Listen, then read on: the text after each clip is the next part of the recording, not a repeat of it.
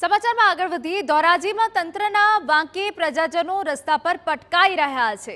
રાજકોટમાં ધોરાજી જામકંડોરણા જકાત નાકાથી તોરણિયા પાટિયા સુધી રસ્તાનું કામ થયું, પરંતુ આરોપ છે કે આ રસ્તાના કામમાં ભ્રષ્ટાચાર થયો છે। ધોરાજીમાં ₹8 કરોડના ખર્ચે બની રહેલા ડામરના રોડમાં હલકી ગુણવત્તાની સામગ્રી વપરાયાનો આરોપ છે। ડામરના રસ્તામાં ડામરનો ઉપયોગ નહીવત થયાની ફરિયાદ છે। રસ્તાના નામે માત્ર ઝીણી કપચી પાથરી નખાઈ, જેના કારણે ટુ વ્હીલર સ્લીપ થતા હોવાની પણ ફરિયાદો છે। હમણાં રસ્તામાં મારી ગાડી સ્લીપ થઈ, અમારી ફેમિલી ભેગી છે, અમે પડ્યા, પગમાં લાગ્યું છે, મારા છોકરાને લાગ્યું છે। આ રસ્તો હાવ જો તમે, બધી ગાડીઓ સ્લીપ થાય છે, ટુ વ્હીલર।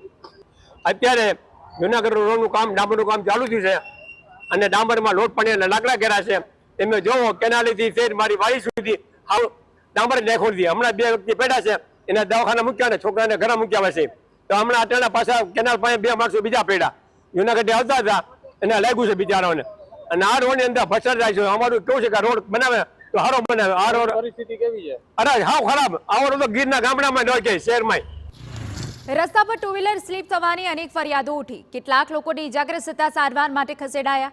સમગ્ર ઘટનાને પગલે શહેર કોંગ્રેસ પ્રમુખ દિનેશ વોરાએ રસ્તાના કામની નબળી ગુણવત્તાની સામગ્રી વપરાઈ હોવાનો આરોપ લગાવ્યો। શહેર કોંગ્રેસ પ્રમુખે રસ્તાનો વિડીયો ઉતારી વાયરલ કર્યો। અધિકારીઓની ફરિયાદ કરાઈ તો તે પણ ફોન ન ઉપાડતા હોવાનો આરોપ લગાવ્યો।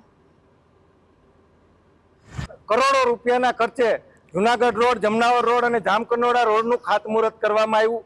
આ રોડની કામગીરી ચાલુ કરવામાં આવી ત્યારે અમે સ્થળ ઉપર જઈને તપાસ કરી તો ખબર પડી કે રોડની અંદર ડામર નાખવામાં આવ્યો નથી, કોરી કાંકરી પાથરી દેવામાં આવી છે। કોન્ટ્રાક્ટરને જ્યારે જાણ કરવામાં આવી તો કોન્ટ્રાક્ટર એવું કહે છે કે મારા સેમ્પલો મંજૂર થઈ ગયેલા સેમ્પલો છે અને અધિકારીઓને ફોન કરવામાં આવે તો અધિકારીઓ જવાબ આપતા નથી। તો 24 કલાકમાં નવા રસ્તાની કપચી ઉખડી ગઈ છે। હલકી ગુણવત્તાની સામગ્રી વપરાયાનો આક્ષેપ થઈ રહ્યો છે અને સ્થાનિકોને પારાવાર હાલાકી પડી રહી છે। અધિકારીઓ પણ ફોન ન ઉપાડતા હોવાની વિગતો અહીંયા સામે આવી છે। અકસ્માત વારંવાર સર્જાય છે, કેટલાય વાહન ચાલકો પટકાય છે અને ઈજાગ્રસ્ત પણ થાય છે।